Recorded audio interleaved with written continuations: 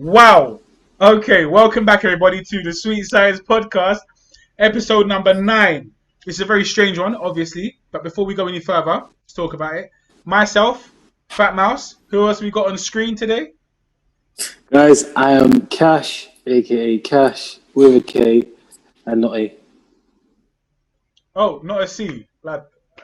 There was no technical fault there. It was just a bit of a delay from. It's a delay from me because I'm not used to that one. All right, cool.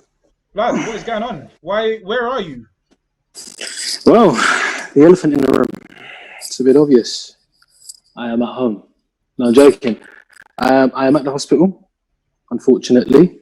Should I give you a little tour or no? You can give us a brief one. I can just flip it around. They kindly gave me a separate room because of the noise, and I didn't want to distract because I'm in the room with a few elderly patients, and they're all resting and sleeping. So if I start screaming and eating desserts, it probably won't be the best thing. Yeah. So someone just walked in, but this is my room, so they have to walk back out. Doctors don't come in; they're banned. But I think they gave me like the physio gym room or something. Oh, man's got a little flipping bars. Yeah, you're gonna do some dips and some wheelchairs. Right, you got a whole arsenal of wheelchairs, but just a gang of Professor X's. I don't know where I'm sat. I'm just sat on some. But yeah, I'm just here basically. Long story short is there's had an injury, which was, I guess it was a spontaneous injury. I think it was spontaneous, but I don't know. We'll find out. I can't even remember exactly what happened. But long story short is there's a small micro tear in my psoas muscle. And if you don't know what that is, I'll throw it up for them. Don't watch that. Yeah, exactly. I was going to let you do it. Just explain to them what it is. But there's a tear in there, and it's swollen. There's internal bleeding, and I can't walk basically. So I've been here since last week, Tuesday or Monday. So the mad thing is, we recorded. Sorry to cut you off, Kash. We recorded last week's episode on a Monday, yeah. Even though we usually record on a Sunday, and we mentioned your injury, and I tried to go to work on it, if you remember, at your yard. But I may have, made it a little bit worse. I don't know innit, because it's not what we were expecting it to be. Man never expected it. I thought it was a little pull or just your tight muscle. Yeah. Just something that we did a lot of stretching instead, and that may have made it worse, but it definitely didn't help. And we recorded on Monday last week because Kash wasn't feeling 100%, and then Tuesday he went to hospital in the morning after we uploaded. Was it after? I didn't think. I think so. I didn't think they were going to keep me in the hospital. Actually, no, I uploaded while he was in hospital, but it was after we sent it over to the editor. Yeah, and I thought it was just going to be a quick checkup. Wow. You got arrested, it's pulled muscle, whatever, stay at home, blah, blah. But then they went very deep, very quickly, and they're like, we're admitting you're going to be here for a while, bloody, bloody, blah. So, been doing regular checks, having regular treatment. I'm going to have to ask you to raise your voice a bit, Kash, yeah? Just to make sure that you're heard. Is it better now? Yeah, but don't eat the mic. I'm not going to keep it. I'm not going to eat it. Just be aware. Just be aware of it, yeah. I'll speak a bit louder as well. And yeah, so I've been here ever since, just getting treatment, resting. The main thing they said is don't move. bed rest. I have to be stabilized on the bed, not really weight bearing. And they said it will take about 3 months of rehab.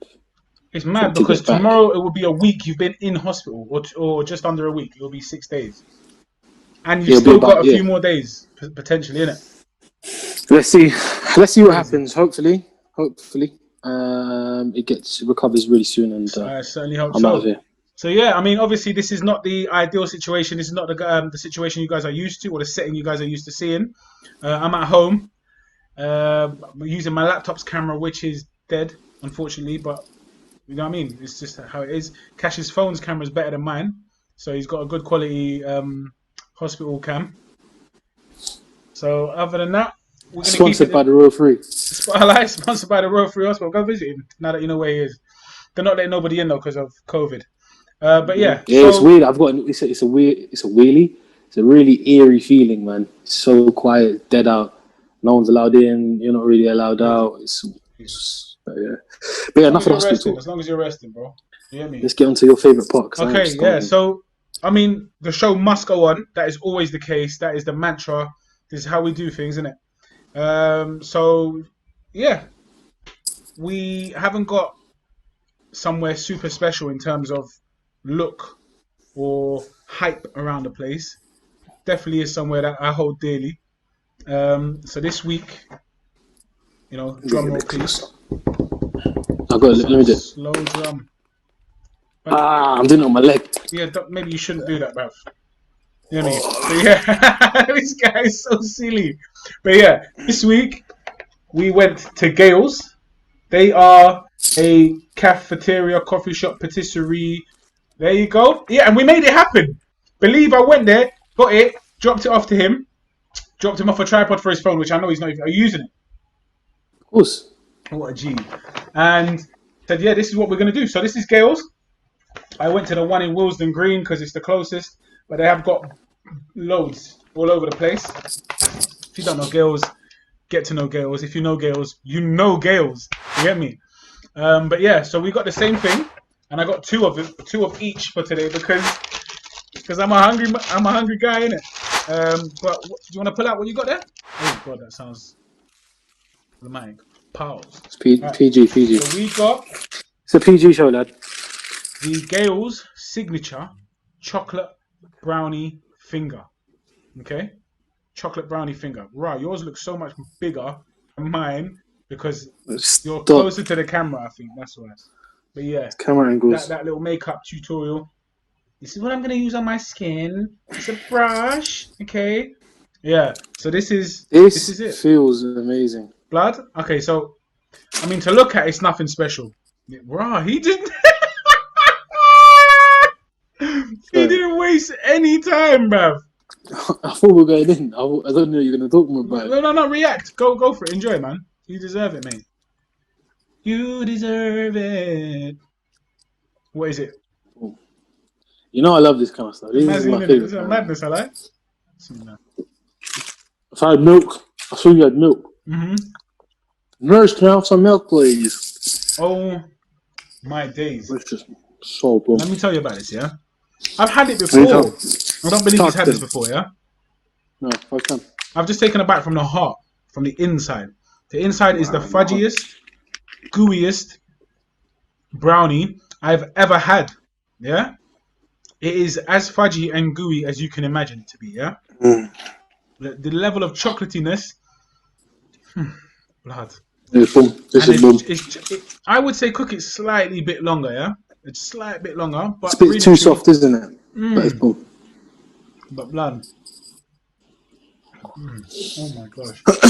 I'm so glad I bought two because blood, they're unbelievable. I'm gonna finish the whole thing, then I'm gonna bite some milk. But it's boom in it. I'm a chocoholic. Absolutely. I love chocolate. They asked me when I did the blood test today. When I did the blood test, I said you've found some traces of chocolatism in you. And I said, yeah, here's what it is, Baba. Man, really good. Texture is amazing. It's on the softer side. Yeah. It's on the soft, really soft side. Imagine refrigerating that. Yeah, it should be. It might be because it's not as cold. I don't eat with your mouth. But, bro. Just get a little chew. Amazing. Amazing. I'd love for there to be some bits in there. Chocolate pieces. Oh! Do you know why? Because it's so soft. Just a little bit something of to crunch texture. on. Yeah, it's something there, and it's something different. But I'm not gonna can't complain. Yeah, I thoroughly enjoyed that. I've got another one which I'm gonna batter. I'm itching to batter it now, but I'm gonna wait. My wait is also. I'll wait. Yeah. So I mean, shall we go on 3? What, appearance or taste? Oh snap! I mean appearance. Okay, good thing I got another one. We can reassess that. Look at him. It's just. She looks normal. Chocolate is very gutter looking. 7. Yeah? 7. It's just a. I give it a 7. Chocolate finger.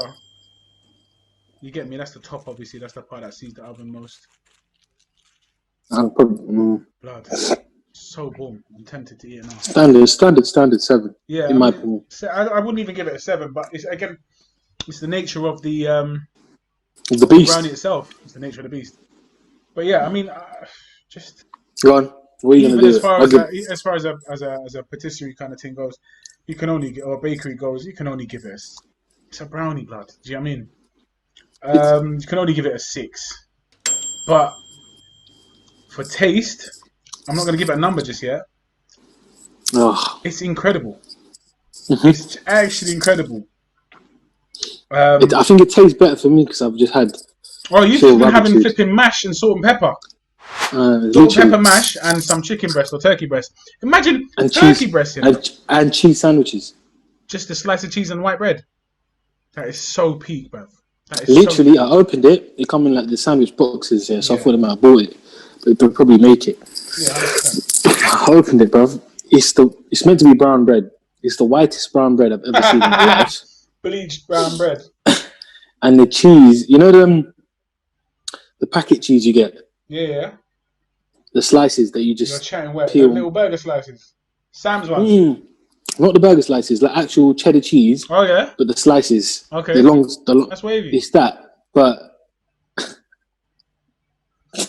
still don't look like it. In there, man. And there was no butter.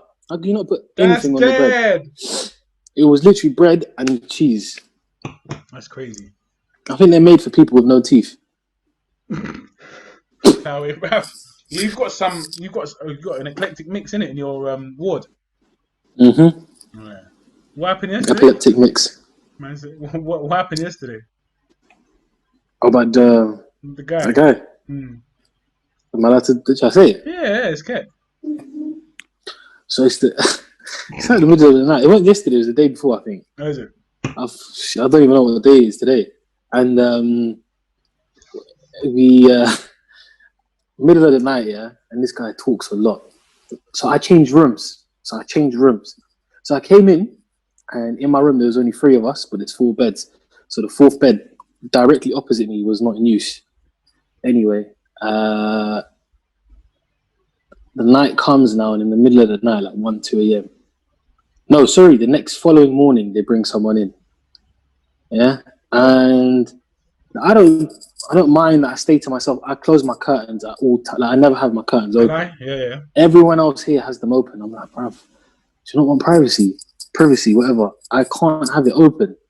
Anyway, this guy comes in now, and he's an elderly gentleman, and he's not well, and I'm not taking a piss out of him, and I wasn't trying to be disrespectful. But I'm young, and I'm relatively healthy, and because of COVID, I don't know if it's anxiety or whatever it is, but I'm shook when people come in at a certain age and they don't look well, and especially if they're coughing. Yeah? It turns out that this guy's got severe asthma, and the doctor told me why he was coughing, basically, and he kept asking for water. He kept asking. He was screaming, "Can I have water? Can I have water? Can I have water?" And no one was listening. But clearly, he said they were listening, but they already told him about 15 times that he's not allowed it because of his. Because he's not allowed water. He's allowed it, but he's not allowed a certain amount. It's bad for him, like because he's on certain meds that don't let him. But anyway, he was coughing all over the place, vomiting, spitting everywhere, and it was making me physically sick sitting there. Serious. Like I'd just been asleep. I woke up first thing in the morning, and that's what I'm hearing, and it's putting me off. Like I'm sweating because that room is, no, literally the room is like 5,000 degrees in there. Yeah. I feel like I'm in a sauna. There's no windows open. There's no AC. You literally can't breathe. And he's just there. And again, I'm not trying to be disrespectful. It's just you don't feel comfortable. Yeah. I'm there for a hip injury. I'm not there because I'm coughing and bleeding out and whatnot. So it's like I don't want to get anything else while I'm here just recovering for a leg, because I could be at home lying in bed. Do you know what I mean? Yeah. I'm not trying to get no COVID or like infections or anything like that, especially during the COVID time. Like it's too risky, and I'm shook. Well, obviously they explained to me that everyone on this ward is COVID-free, COVID clean. I did the tests and stuff. COVID clean, you know. But still, I don't take that risk. And so I said to the nurse, I was like, I need to move now. I can't stay here. I said it straight away. She's like, is everything all right? I was like, I just can't. Like, I can't be here. I'm not trying to risk getting any disease, infection. Old man asthma. But whatever it was, because man, it was bad. Like, I felt sorry for him because he kept choking on his spit. So every time he talked, it'd fill up, like spit would fill up in his throat. So he's like this. Chat to me. Ask me a question. Ask me a question. How you doing, mate? Wow, wait, man. Are you serious? Like that, and it was getting. I was like, so they kept getting the suction machine that's behind them and putting it in his mouth. You know, in the dentist, when they fill it, suction. They kept doing that to take the spit out of his mouth. But imagine, man, I'm not looking at this because my curtain's closed. I can hear it, so I'm just picturing like a monster opposite, man, like Dobby or something, just getting hoovered. And I'm just shook, bro. I'm shitting myself, and I'm like, nah, man, I need to get out of this. Bro, man's on every medicine in the world you could think of, drugged out. I'm like a lab rat, bro. I'm waking up to eat, piss, and take meds. That's tremendous. That's it. So my head is already all over the place. Imagine you wake up in the morning and you've got Dobby opposite you, just go, you're hearing a vacuum, bro. Wash him up. I was like, nah, I need to move. So they moved me to the other room. Alhamdulillah, the whole day is fine. Whole day, I'm like, bro, this room is perfect. Alhamdulillah, for what I can get. Another normal brother opposite, man. Normal brother in the corner. Bed next to me, free, calm, bro. I'm thinking, yes. Room's airy, big room. Okay. Bathroom's clean, boom. Huge improvement, yeah. And then nighttime comes, bro. It's like nighttime is cursed in these hospitals. And then I hear them wheeling in the bed, bro. I'm like, I think it's like 12, 1 a.m. now. I'm thinking, no, please say it's the wrong room, bro. Hear them wheeling it in, pushing in, bro. And they're like, Gary or Steve, like, you alright? And he's like, yeah, I'm good. I'm very good. I'm good. I'm like, oh, fuck's sake, this is going to be a problem, bro. Anyway, he comes now, and bro, he gets up, he starts walking around. I can hear his footsteps again, and I'm just thinking, bro, what is this guy doing? He's looking around. Obviously, he's trying to get to know the surroundings. And he goes out and he goes, nurse, can I get some dinner, please? 1 a.m. you know. Bro, 1 a.m. Cool, whatever. If you're hungry, innit? Then they come, they give him a sandwich, yeah? And then he goes, oh, can I get another sandwich, please? One of them cheese ones. Can we get a white brown cheese sandwich? And he's like, can I get ham and cheese, please? Bro, he's asked for about 15 sandwiches since I've been here. two days, bro. Yeah? Literally, he eats, all he asks is, can I get orange juice and can I get sandwiches? All he asks for, bro. He wakes up, first thing he does is ask for a sandwich. Can I get a sandwich? Right, just like this. Right. Can I get you a sandwich? Can I get some orange juice? Anyway, that night comes now. It's like 4 a.m, bro.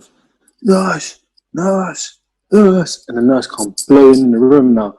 Bricking. I'm like, bro, bricking it, thinking something's happened. I'm waking up now. I'm thinking, yo, what's going on?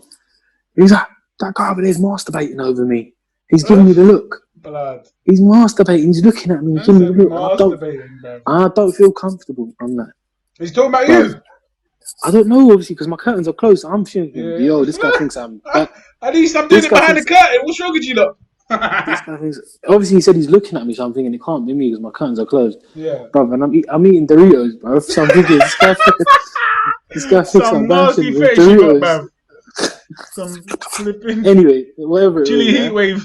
It was chilly heat wave. It was chilly heat wave. So I'm thinking this guy can't be serious. Not me. I mean, they run out there. We're gonna come back 1 second. And then I go, is everything all right, mate? Because I'm thinking he's talking about me for a second. Yeah. And he goes, yeah, mate. I was thinking, bro, I was going to do that earlier. I'm joking. And he goes, no, it's just the guy opposite me. He's masturbating over me. He's looking at me, and I think he wants me. What? Bro, I told you this as well, yeah. I opened the curtain to look. Yeah. And both brothers are half dead asleep, bro. One guy in the corner, I told you about this guy, like he's quite ill, like severely ill. He hasn't moved in 4 days, bro. every time I've gone to the toilet, he's been in the same position, asleep. Do you get me? Yeah. And then the other guy there, bro, the guy's always, I told you, he's always on his phone. Yeah. The guy's like a game. He must be a gamer or something. Battery. He's got 1,000,000% battery because every time I see him, he's on his phone, bro. He doesn't. His phone has never died. I don't think he's got a charger. Unless he's got 15 phones that he just turns on and off, bro. Straight. But he's I don't know, but yeah. And then I was just like, yo, but this guy just pisses me off. Are you right there? Yeah, I saved it. But yeah, that's my story so far. Hopefully they keep me in the gym. If they keep you in there, that's wavy, bruv.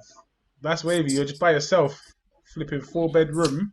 If that makes sense. 4-bedroom, bruv. 4-bed studio. You get me? It doesn't even make sense. But yeah, that's crazy story, man. And we don't know when you're coming. Are you right there, mate?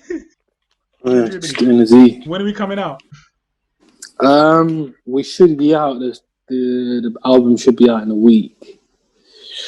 Got to speak to Simon Cowell. Kash has grown bare, bruv. You need to do something like that. It's getting into your mouth, rude boy. Ugh. Would you send the barber in for man? Yeah, I'm gonna do that, bruv. Just sending some. But yeah, I don't know. We'll find out tomorrow. My physio is back tomorrow. I'm gonna speak to him. He's gonna update me. Maybe we need to do some more tests, but let's see. We think positive, but no time for him yet. All right, hang in there, mate. You get me? I'm hanging in there, lads. My lasses. Right. Boom. Good stuff. All right, cool. I mean, that was a bit of a digression, but we had to do that because the story, I just remembered it now. But yeah, so we've given for this thing, I've given it a 5, innit, like I said. Yeah? We'll put that up there somewhere. Not here. Up here somewhere. Yeah? So look. 5 for appearance. Would you want to do this one at a time thing, or should we do it together? I've given appearance 7. 7. That's generous, blood. I'm being nice today. I'm in hospital. Yeah. Should we try the taste at the same time? Yeah, I don't know, man. I don't know. Alright, let's go for it. 3, 2, 1, 9. Nah, don't act like there was lag there, bruv. Don't act like there was lag. You just waited on man to say it, innit? No, I was 100% saying 9. Oh, is it? Billion percent. Yeah, 9 was in. I was actually gonna. Okay, so I was very close to giving it a 10. By the way, people. Oh, were you? I thought you were saying 8. 10. I thought you were saying 8. No. No. I'm a big fan of this thing. I'm a big fan of it. Yeah, but it just occurred to me that actually, if it had, like you said, a little bit of chocolate, like pieces of chocolate in there, that would just make it unstoppable. I would 100%. jump from a 9 to a 12. We'll speak to Gail, see what she can do. Speak to Gail. What are you gonna do, love? I don't know. Go on, Gail. All right. Chris Gail. But yeah, that's my second one there. So we've given it a 9 out of 10 for taste. I've given it a 5 out of 10 for appearance. Kash has given it a 7 out of 10, which is an odd one. But yeah, 100%. If you haven't been already, go. If you have been, go again, because it's boom. They've got a whole bunch of like eclectic, delightful treats, blood. Man just said eclectic again. But they've got a whole bunch of like lovely little delectable treats. That's the word I was after. Yeah. So 100% give them a go. Give them a visit. Don't tell them we told you, because there's too many of them to even know who we are. But yeah, hey, what happened? We've lost you for a second. Are you there, Kash? No, I'm just checking my battery. All right, don't do that again. 1 second. All right. What are you talking about? We're going to keep it quick. We're going to keep it quick anyway. This is going to be short, sweet, but we had to do it. We had to create another video. So let's just segue onto the boxing now. It was a good event, man. They staged it. So this was the DAZN Matchroom. They staged it on street, man. Road in Tulsa, which is Oklahoma, is it? Something like that. I think it's I'm not great with America, but it's Tulsa. Tulsa in Oklahoma. Yeah. We had a few interesting fights on the card. The two noteworthy ones, I guess, would be Israil Madrimov. Yeah, Israil Madrimov versus. Mate, that was insane, bro. That was a mad fight, bro. That was a mad fight. What I'm going to quickly do... Just check the guy's... what's the guy's name now? Sorry, I'm on meds. I can't remember. His thing. Babyface champ. What's his name again? It is Eric Walker. Who did he beat? Eric Walker, that's it. So it's mad. So Israil Madrimov, he's 24, 25, something like this. Very, very hot prospect, okay? I think he was 7-0 at the time, 7 knockouts, okay? He's not been past the 7th round, yeah? I think he was something, I can't remember his record, but it's something like this, okay? He's never been past the 7th round. He's knocked everybody out before that. This time round, he got into a bit of a scrap, and there were some exchanges on both sides. And Eric Walker, he got some points. Definitely his toughest fight. It was a tough fight. It was a tough fight, and it was his toughest in terms of heart and willingness to stay in there. Does that make sense? Mm-hmm. As opposed to just get knocked out, not get out. But he was knocked down in round 7, I believe. Let me double check. 9. Was it round 9? He was knocked out in round 9, not knocked down. No. Oh yeah. So I lied. So it's mad. Yeah, it wasn't. Round 9, it wasn't a knockdown. Yeah. He was asleep. 9. He Spastic was on his back. bro. He was on his back, and they both sort of fumbled. Like even with the jumping left hook that Israil threw, it was a strange one because he lost balance as well. But I think that made it look like a slip to the referee. It wasn't a slip. Yeah, of course, it wasn't. It was gone. Was that a slip? If they look at it closely, and the referee obviously he tried to get up and he couldn't get up. That well, should the referee would have stopped it at that point. That's what I'm saying. You know when he tried to get up he's very smart though. Yeah. Eric Walker's smart. Instead of trying to get up, when you get up and you fall back down. Yeah. On your face, you can land flat on your head. Yeah. Like flat face first, belly first. He turned and went to his back, and it was like that. Yeah. Lying down like that. Yeah. Fallen, slipped. So he's trying to get his bearings back. Exactly. So he played it smart there, but he was actually gone. I think at that point there, he even thought the fight is over. Even he thought the fight is over at that point. But it was a godsend from the ref. It was a godsend that the ref didn't catch that a slip. Unbelievable. Mate, so what that does? When I saw it back, caught him with a punch. I remember they were both. He flew that way. Madrimov was going the other way. Yeah. But as soon as he landed a punch, you see his legs just go. His legs went. He was gone. Unbelievable. Again, I can't say, what a fool, the ref is an idiot, because these things do happen, innit? No, it was a tricky one. I could sort of see why he thought it was a slip, yeah. because Israil also fell. But then you have to gauge it by what you're looking at after. It might have been stubbornness. It might have just been, that was a slip. And he's convinced himself it's a slip. Do you see what I mean? So it's a difficult one to say. But what it's done, the implications aren't huge, but it's messed up his ratio. So his knockout ratio is not as high anymore. Yeah? So he would have had 100% knockout ratio. It's not 100% anymore, yeah. He would have got from that. But it helped him because it took him to deeper waters. And it was a very convincing unanimous decision win. Man, to be honest, I think this whole knockout ratio stuff, it's too overhyped. Yeah, no, but no one ramps too much about the knockout ratio. Are you talking about it's a selling point? Yeah. So imagine now he has another 10 fights and they're all knockouts as well. Then it's this guy's got 100% knockout ratio, but he won't anymore. He's going to have a slightly less than perfect one. I know what you're saying, innit? No, but I get it, 100%. Yeah, it makes it more marketable. It's like when Golovkin knocked out 4 guys in a row. You just kept saying, Golovkin's 24 knockouts in a row. Yeah. Or even Deontay Wilder. I mean, pretty much everybody he's fought, he's knocked out. But that's what I'm saying. But with Deontay, it's like, even if he didn't knock 2-3 guys out, everybody knows he's got that power. Put you to sleep. Yeah, 100%. That doesn't go in it. That's what I'm saying. It doesn't do anything for his brand, but obviously it would help him. I mean, to be honest, it's a blessing in disguise for my man, for Israil. But it's just upsetting that, that was a knockout. I knocked him spark out. But you never gave me that. But to be honest, like I said, the blessing in disguise is the fact that he's been in an earlier fight, because it was an eliminator, isn't it? In an earlier level fight, or a lower level fight, he was able to go to 12 rounds. Do you see what I mean? Tested in that sense. And he still won convincingly. So very well done. 100%. That was flipping interesting, man. That was a good fight. But, if it weren't for that, it would have not been anything amazing. Do you see what I mean? It's just a very good show. Very good display from Israil. But other than that, it wasn't... there was no chance that he was going to lose this fight anyway. And then we go on to the main event of the evening, innit? Which was the First Lady of Boxing. First Lady Cecelia Braekhus. I don't even know how you pronounce that. Braekhus. Braekhus, yeah? But it's Braekhus. That's what I'm saying. I don't know, innit? But either way, Cecelia Braekhus. First Lady. Or House. Brent Cross. I think it's Cecelia Brent Cross. Cecelia Braekhus. Cecelia Brocato. Wow, Cecelia Braekhus. We ain't got time for this. Not today. Cecelia Braekhus versus for God's sake, I said McCasskil. What's her first name? Jessica. Jessica McCasskil. What And an upset! What an upset! Oh my gosh, it's changed about time. Very happy for her though, because her story is very sad. So okay, One story for now, yeah. okay. Jessica McCasskil defeated the First Lady, the undefeated 36-0, 11 years undefeated, the undisputed, undefeated, undefiled, undisputed, undefeated, what's the third one? Undefined. So, I missed one. Unified, undisputed, undefeated champion, Cecelia. And yeah, she stole all 4 belts, Baba. He took all of them in one swipe, bruv. These are mine. These belts is mine. Katie Taylor must be pissed. Oh, she's not gonna be very happy with that fight. Now she's got a big fight in front of her. But yeah, unbelievable. She threw 230 more punches.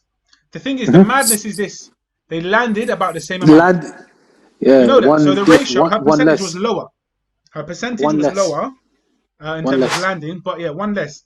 But they threw pretty much the same amount of punches. Sorry, they landed about the same amount of punches, but she was busier. She was much busier. That's what won her the fight ultimately, man. I said it beforehand as well. I said, I don't know what it is, but I got a feeling you should put money on McCasskil, because I just had this weird feeling that the torch was going to be passed yesterday, and it was.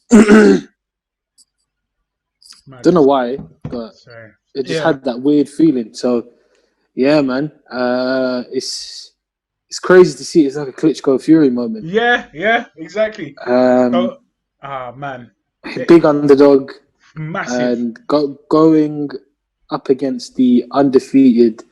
Well, Klitschko wasn't undefeated at the time, but you know what I mean. He hadn't lost in donkey's years. Same with Cecelia, and you got this. They have this aura about them. Klitschko and Cecelia, like, is very classy, elegant, well-spoken, well-mannered. Yeah, they're still aware of their opponent, but I don't badass. She's expecting. And she just got outworked. Basically, it was just an just the output was insane. The younger fighter, which is crazy because McCasskil's 35 and Cecelia's 36. McCasskil's 33, yeah. Oh, so Cecelia must be 35 then, or something, 36. Whatever, but the younger fighter, but it's not that much of an age difference at all. Not really. I don't think that was a massive factor. I mean, at that age, each year is a bit of a matter. I think it wasn't. I don't think it was a crazy factor, but I think the ability to throw more and be more active in the fight helped her win a lot, because Cecelia is very accurate, as you see. She threw less, but she literally landed the exact same amount. Which is mad.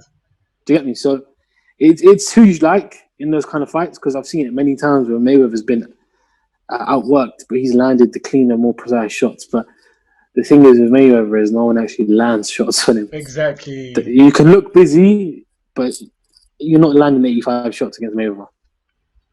You're lucky to land 8.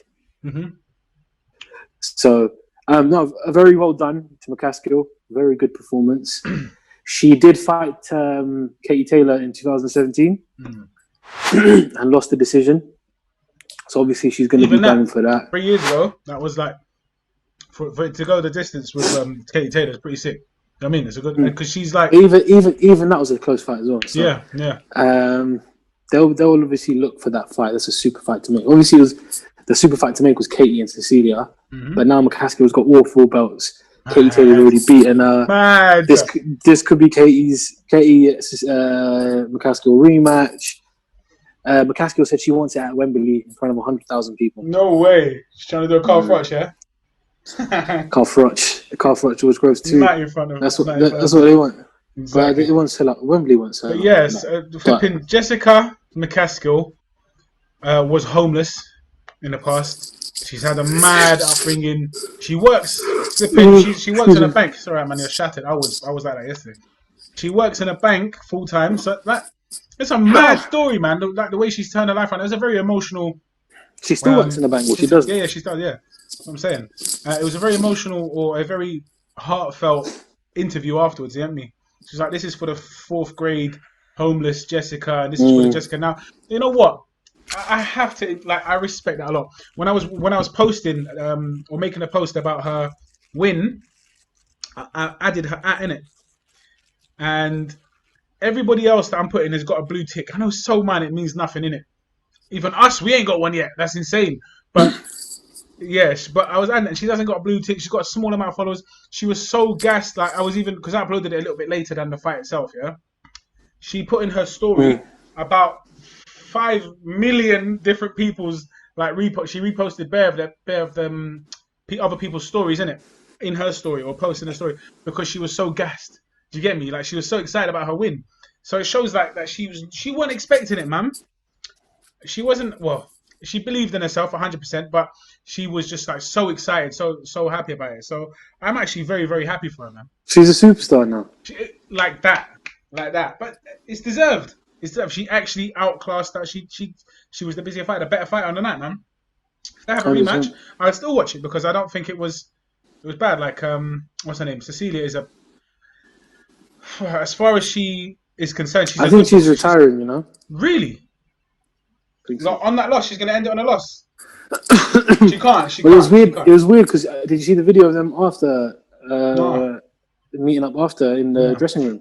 No, what happened? She was like, she goes, "I'm so proud. I'm so proud of you. I'm so excited to see what you can do. Make me proud. Go out there. Weird. I'm just so excited to see your future. Blah de blah." And she's like, "Thank you." Like, give her. There was no mention of running it back, no. Nope. Nothing. Wow. She just said, "I'm excited to see what you do." So I think it's the passing of the torch. Nothing. I read somewhere she said that.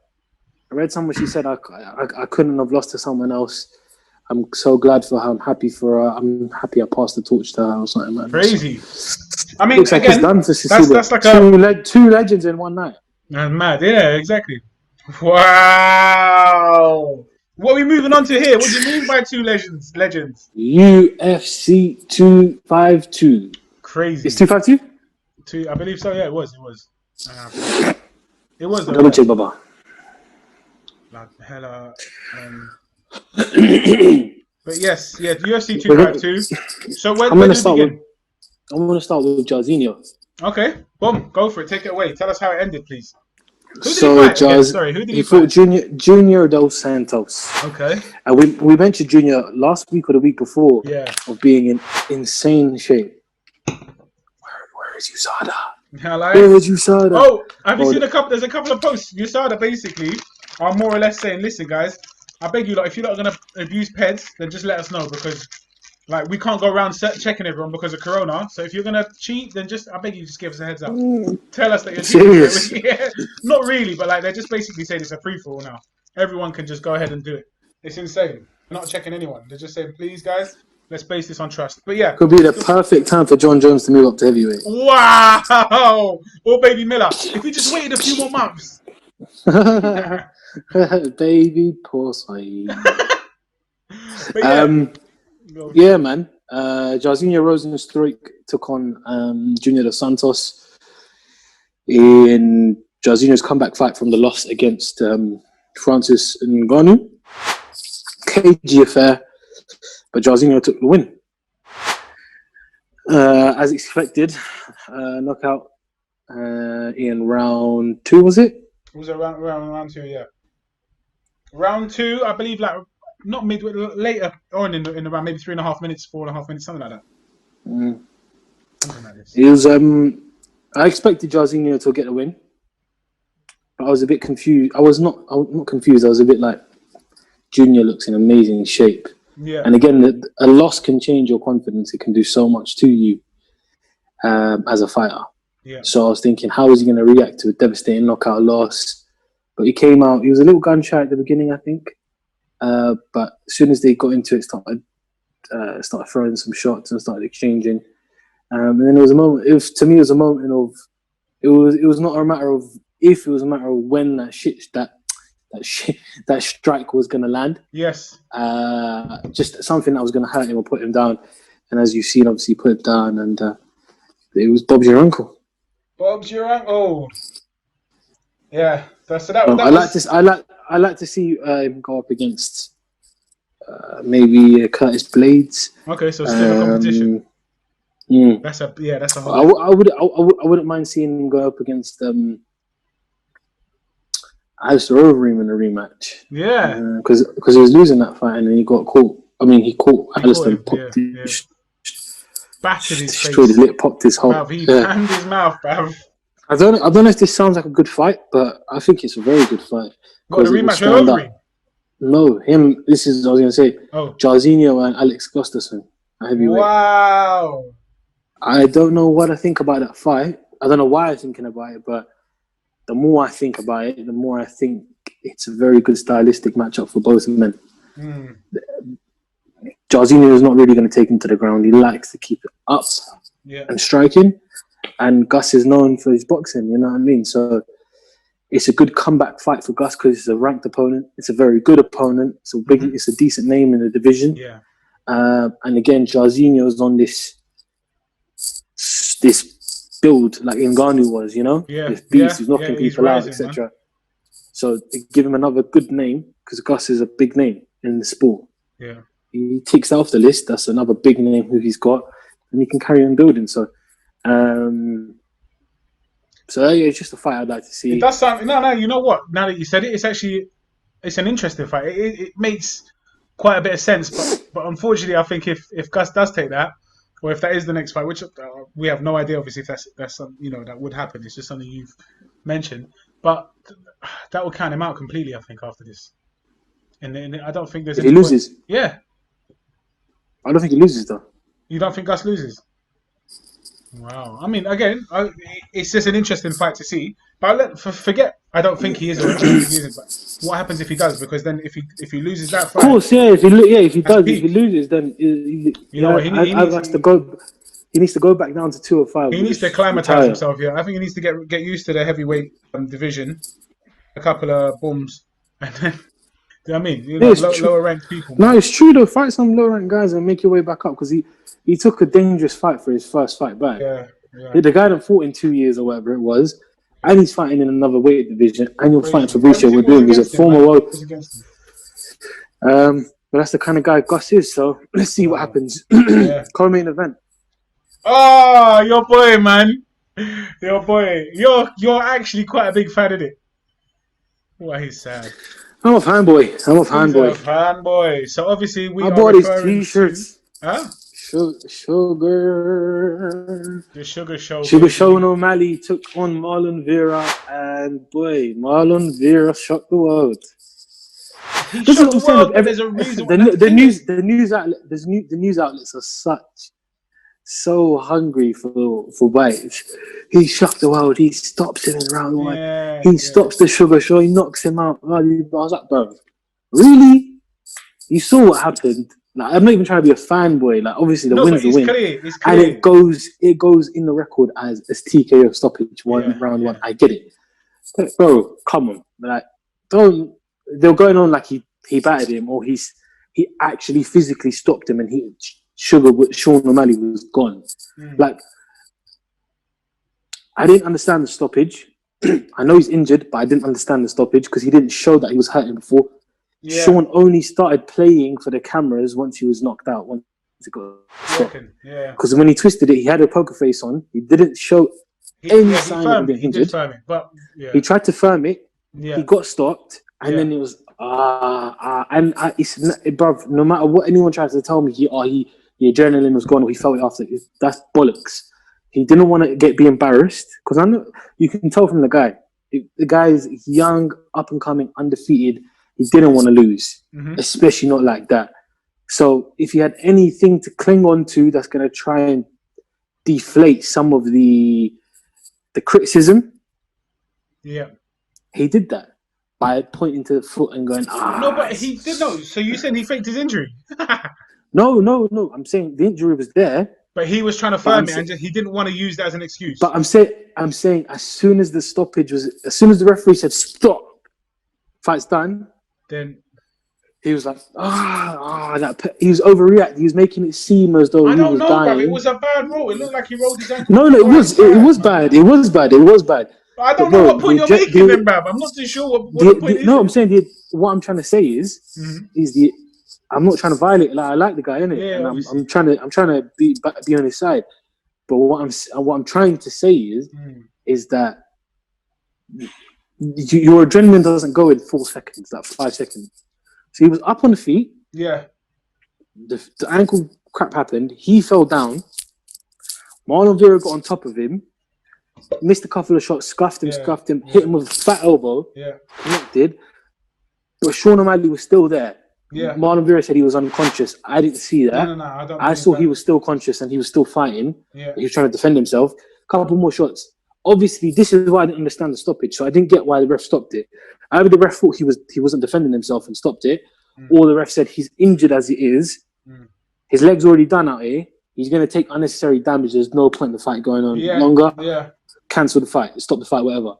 But what I'm saying is, even when he was on the floor, he didn't show any signs that his foot was hurting. As soon as the referee waved it off, he clenched his foot and was like, But you know what though? Adrenaline is a real thing, you know. And as soon as I know it is, but I don't think it would have gone as. It was literally the ref went stop, and then it's. But you know what? That can be like that's quite a genuine thing. Like it can be the case. Do you get me? It's like as soon as the cause for that adrenaline has disappeared, i.e. the fight's been stopped, then it's like, now I can feel it all. Do you get me? I know. All of a sudden, it's like that hype and that reason for that heightened emotion, it's gone. It's for example, like in football, when a very well-known player comes off, gets subbed off, who's having a bad game, they're not really injured, but they just grab their leg. They go, because the embarrassment of coming off in front of all the crowd, and say Ronaldo comes off. Ronaldo never comes off. Why is he coming off? If he's having a bad game, I've got a bit of cramp. Clench the leg. Okay. Wince a little. Yeah, guys, I'm coming off. I need to rest. It's that kind of that. What I'm saying is, I'm not saying he didn't injure himself. He definitely injured himself. Otherwise, he was winning the fight. I think he played up in that moment. Yeah. Because I know for a fact, if the ref didn't stop it, he wouldn't have done that. He wouldn't have said my foot's He would have fought. Okay. But it's because inevitably he would have blamed it on that at some point anyway.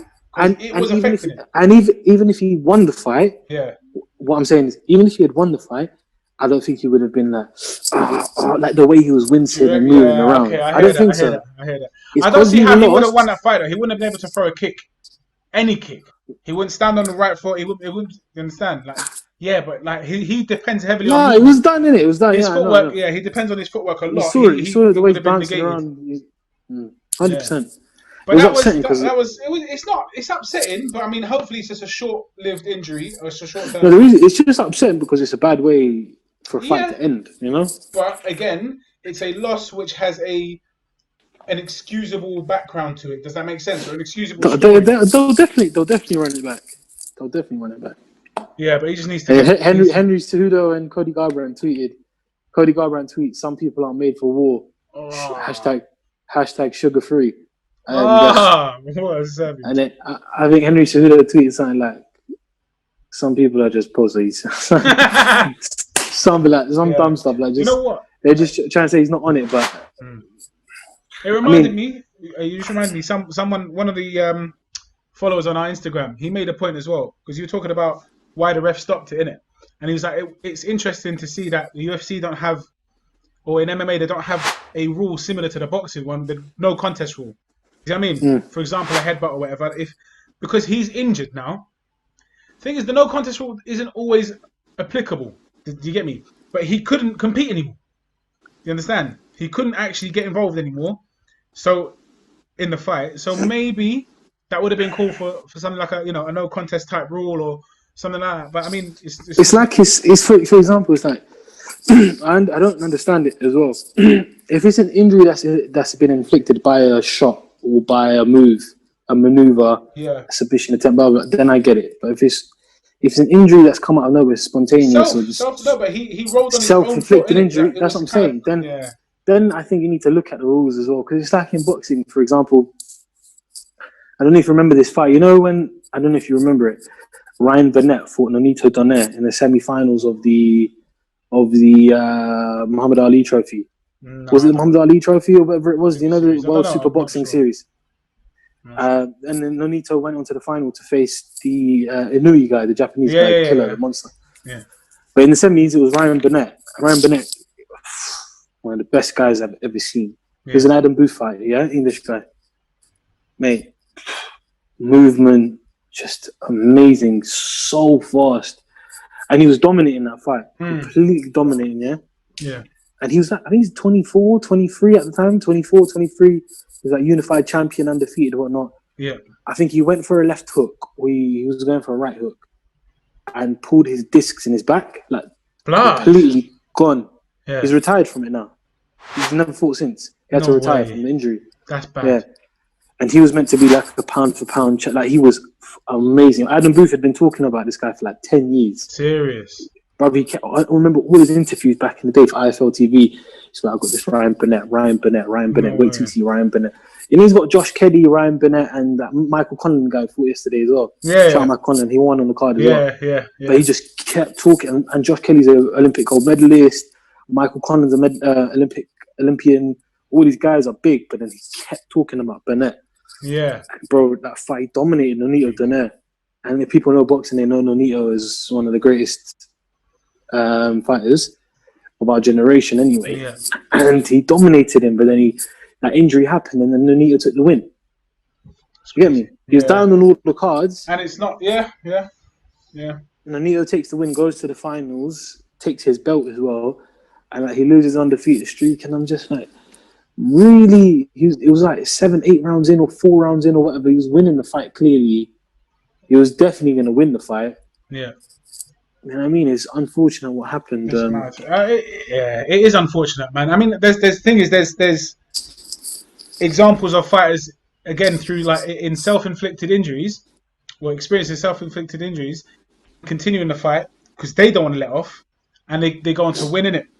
So I was literally, while you talk about, I was just trying to remember who it was because I watched the fight recently. It was Isaac Chamberlain. Now, obviously, his shoulder, exactly. Against he Waddy dislocated Camacho in like round 2 or 3. Against Waddy Camacho. Yeah, and he ended up like basically popping it back in himself. Everyone can see that it was dislocated. The ref didn't clock. But you can see it's looking mad. And then in the middle of that, end of that round, he kind of just popped it back in. The doctor came and checked. He said he was all right, and he went on to win the fight. So it didn't impair his fighting or impede his fighting as much as a foot would have done. Do you get me? Because that's movement completely, negated. But he kind of just firmed it, went through it, and he ended up winning. So 1 second. Sorry, what was that? They're giving him his meds. Okay. All right. You right there, mate? What are they saying? I need to leave the room. Swear down. Okay, let's quickly move on then. So forget that. Let's move on to the final fight. Very sad, but very good news at the same time. It's like we did a poll. Okay, so obviously we're talking about Stipe Miocic versus Daniel Cormier, the third and final meeting between the two. Okay. Obviously, if you're watching, you probably know what happened.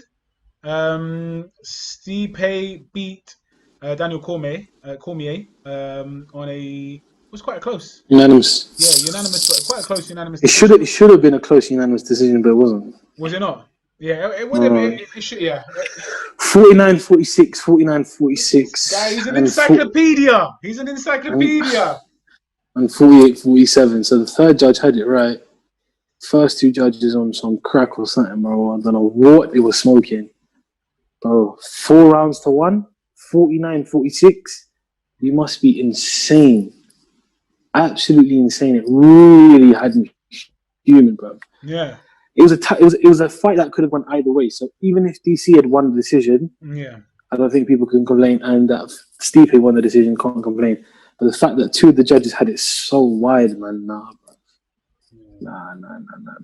It was a good fight. It was a a cagey fight. It wasn't. It was more of a tactical battle between them compared to the first 2 fights. Again, DC not going for takedowns, trying to strike too much. He did say he wanted to hit his head. He goes, "I just want to hit his head because it's just there. It doesn't move." I get it, but you're not catching him the shot that he's being hurt with. Exactly. And then you need to adjust on the fly and make adjustments and change the game plan. I mean, he went, bro, you're not going for any takedowns from round 2 onwards.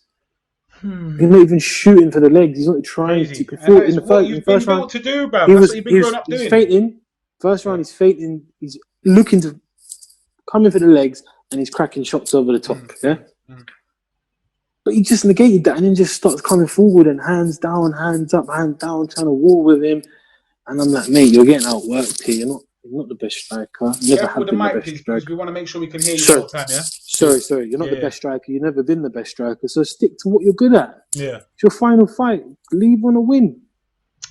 Such a shame, man. And yeah, man, but credit where credit's due. Stipe fought a very good fight. The baddest man on the planet. Yeah. Stipe rocked him in the end of round 2 anyway. Yeah. And basically had him out cold. Not out cold, but he had him down and out. Luckily for Daniel, he saved by the bell. Yes, bro. Because he was down, he got caught. So basically, there was right hook which missed, clipped him. And as he's turning to run away, running towards the cage, he's turning and he gets clipped with a right hook. It was 2 short, quick right hooks. Bam, bam. DC again. You know, in the second fight when he crumbled down. Yes. He crumbles down. He did the same thing. Yeah. And he's getting licked, but smart. This is where experience comes in. Hugs the hips. Yeah. So he's on the floor like that. So I'm like this, and you're literally about to start mauling. He hugs the hips, grabs him tight, doesn't really let him do anything. And it's like 5-6 seconds left of the round. 5, 4, 3, and beep. He gets up, and you could tell he's still hurt. But I think both of them were extremely tired from then on. It just became really scrappy, and they were just going for knockout shots. But I personally had DC winning the fight 3-2. Wow!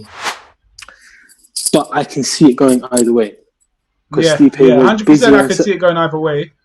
I think DC was I didn't check the punch stats, so I don't remember.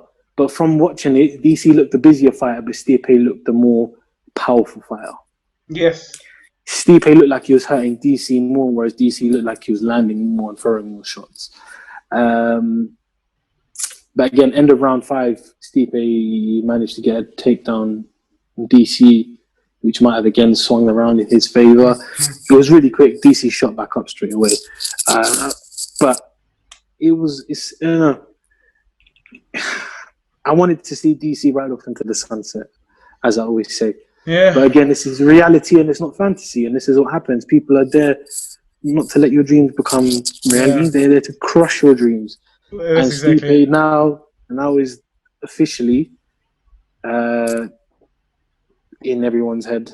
So not really officially, but he's the greatest heavyweight in UFC history. Wow. 4 title defenses, the most title defenses, beating the likes of Ndango, Ngannou, DC twice, Junior Dos Santos, Alistair Overeem. He's beaten the likes of Roy Nelson. Yeah. Back in the day, there's a whole list of people he's beaten, and yeah, man, DC I think is probably going to call it a day. Oh no, I think he definitely has done. I think he has done now. That's it. He said, checking your battery. Yeah, he said he has done. Very, very sad as well the way it ended. Obviously, not just a loss, but he may have lost vision in his eye. I think it's his left. Yeah, it's his left eye. He's torn the retina in his eye, and that is mad. He's like, I mean, he got a taste of his own medicine. Again, it's not. It's not. Retina's not retina. It was his. Was it not his retina? No, it's his cornea. Oh, that's it. Cornea. Thank you. I just made up stuff in it. But yeah, he tore. No, the retina is what. It's right at the back. Retina is what Stipe had surgery on. Oh snap! I can't even imagine having surgery on my eye like that, man. I did laser eye surgery, and that was bad enough. That was just like over here, not in the back of my head, bro. That's crazy. But that eye poke was dirty, man. That was a nasty one. And his eye, he looked blind. Do you know what I mean? Do you know what I mean when I say that? That sounds a bit nasty of me, but he did no, 100%. Like a blind man. Like he wasn't focusing on. He said it. He said it as well. He said that I can't see anything. Like this eye is black. He might have been waffling, but at the same time, he might not have been. You don't know. Let's see. I hope it's not that bad. was that it would be really upsetting in the last fight of your career to lose vision. It's like, boy, should I have retired sooner? Should I have just taken it when I won the title? There'll be a lot of regrets. So let's see what happens. Hopefully he's not going to turn into Mike Bisping too. Daniel he's calling fights now. He's going to have to watch it. I mean, an angle. Why would you do it like that? Oh man, but yeah, so he's turned into a pirate, man. I mean, that was UFC 252, man. So what's next for Stipe? Well, we had this convo, didn't we? I mean, there's a lot for him. He can do anything. He can. He can go up against John Jones. John Jones can move up it to heavyweight and fight him. Yeah. But again, Dana White has said it, and Dana White's clear on it. That it's going to be Francis Ngannou having his rematch at Stipe against Stipe. He said he deserves it. Yeah, I don't disagree with him. Since that loss, he's beaten everyone, literally everyone, and he's destroyed people. And he's looked a lot better. He looked more confident. He looks more in control of his own game. Absolutely, you know? Absolutely. And he's one thing I noticed is he's humbled himself. Mm-hmm. He was on this very arrogant tear because he'd been destroying everyone and wasn't training properly. I heard, but you can see that he's realized that this game is not a joke. Yeah, and especially if you're going up against the greatest heavyweight in UFC history, you're crazy. Yeah, 100%. So 100%, what we'll do is we'll do a poll. Yeah, we'll do a poll soon to see what you guys think who he should fight next. I don't mind. I would like to see the John Jones fight because I don't really see John Jones fighting anyone. But do you see John Jones going up to heavyweight though? Actually, like realistically, do you think he's a threat at heavyweight? Listen, I don't think he hits hard enough. We spoke about it earlier and stuff, and we said that we don't really see him being a threat. But one thing we have to realize is his skill set is far superior to anyone else. Yeah, that's true. And that IQ itself might just help him against some of these bigger guys. You never know. He might go up to heavyweight and look better. You know. So it's only possible, time will tell. I want to see it. He just has to. He has to be very careful of who he fights and the timing of the fight. So I don't see him not taking. I don't see him taking an Ngannou fight. Yeah. I see him taking a Stipe fight. One because Stipe is the older guy, and he's a champion. So I don't think he's going to move up to heavyweight just for fun. Yeah. He's only going to move up for a super fight. So if you get Brock Lesnar back, DC back, or a title fight, that's the only thing I see him moving up to heavyweight for. As for Stipe will fight anyone, you know that. So it's not like he's not going to fight he'll fight anybody, anytime, any place. So give him Ngannou too. Let's see how that fight goes. Give him John Jones. Let's see how that goes. But Stipe's got a lot of options. Give him Anthony Joshua, Tyson Fury. Wow. Triple threat. See what happens. Triple threat in the steel cage wheelchair. Speaking of Tyson Fury, speaking of boxers, what's his name said he might go to join the UFC, bruv. What's going on? Dillian Whyte, yeah. Dillian Whyte is saying every week, but he's never here. Yeah, he is. He's actually in the bed next to you. Not in your bed. He's in the bed. But yeah, bruv. He said he wanted to go to move to the UFC. I don't understand what is happening now. It's just like he can do. He's got martial art. Yeah, he's got a kickboxing background. So he'll be more inclined than a lot of the other guys. Oh, of course, but it's a skill that he's not used. Mate, to be honest, I'm at that point now where I don't give a fudge. Yeah. Let them cross brands and cross sports. Okay, who cares now? See what happens, innit?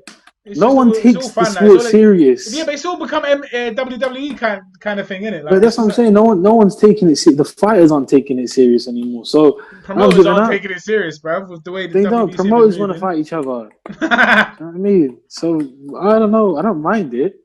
I'd love to see it because it's fun to watch. Yeah. Because back in the day, everyone wanted to find out what was the best sport and the best martial art and who's the better guys and obviously. But it's just stupid. You put an MMA guy in a boxing ring, the boxer's going to win. You put a boxer in an MMA cage, an MMA fighter's going to win. It is what it is. Unless you can find that crazy hybrid fighter who just got everything. Yeah. You can do it all. Then you'll be all right. But I don't know. That would be easier to transfer a UFC fighter into boxing, someone with a boxing background. You see what I'm saying? Rather than the opposite way, the other way around. But with someone like Dillian Whyte, that's quite easy. It will be easier to do than for someone who's just got a strict boxing background. Does that make sense? 100%. 100%. I agree. Yeah. I agree. But yeah, man. I mean, it is interesting. These things are getting interesting.